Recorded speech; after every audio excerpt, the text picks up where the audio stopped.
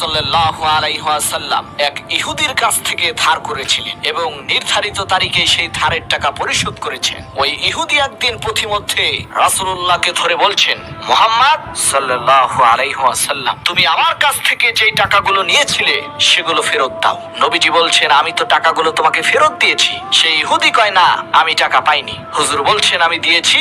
আর সেই ইহুদি বলছে, আপনি দেননি। এমন সময় একজন সাহাবী এসে বলছে, হুজুর, এখানে কি হয়েছে? হুজুর বলছেন, এই লোকটার কাছ থেকে আমি টাকা ধার নিয়েছিলাম, টাকাটা ফেরত দিয়েছি, তারপরও সে বলছে আমি নাকি টাকাগুলো ফেরত দেইনি। সাহাবী বলছেন, হুজুর, আমি জানি আপনি টাকাটা ফেরত দিয়েছেন। হুজুর বলছেন, তা কি করে হয়? আমি যখন তার কাছ থেকে টাকাগুলো গ্রহণ করেছি তখনও তুমি এখানে উপস্থিত ছিলে না, আর যখন আমি তাকে টাকাটা ফেরত দিয়েছি তখনও তুমি দেখোনি। তুমি কি করে বলছো আমি টাকাগুলো ফেরত দিয়েছি? তুমি যে সাক্ষী, এর প্রমাণ কি? সাহাবী বলছেন, ইয়া রাসূলুল্লাহ, আমরা আল্লাহ তাআলাকে চিনতাম না, অসংখ্য মূর্তি পূজা করতাম। আমাদের বাপ-দাদারা 14 গোষ্ঠী মূর্তি পূজা করত।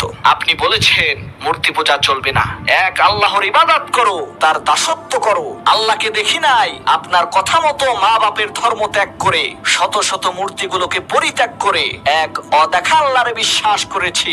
আপনি বলেছেন ফেরেশতা আছে, এই দুই চোখে কখনো দেখি নাই, বিশ্বাস করেছি। আপনি বলেছেন জাহান্নাম আছে, জান্নাত আছে, জীবনে কখনো দেখি নাই, বিশ্বাস করেছি।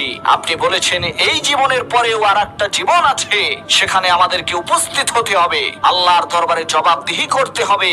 দেখি নাই, সাক্ষী পাই নাই, তবুও আপনার কথা মতো বিশ্বাস করেছি। হে আল্লাহর নবী, কোনো সাক্ষ্য প্রমাণ ছাড়া শুধুমাত্র আপনার কথা মতো যদি এত বড় বড় কথা বিশ্বাস করে থাকি, তাহলে ইহুদির সামান্য কয়টা টাকা এই মাত্র আপনি ফেরত দিয়েছেন, এই কথা কেন বিশ্বাস করব না? অবশ্যই ফেরত দিয়েছেন, কোনো সন্দেহ নাই।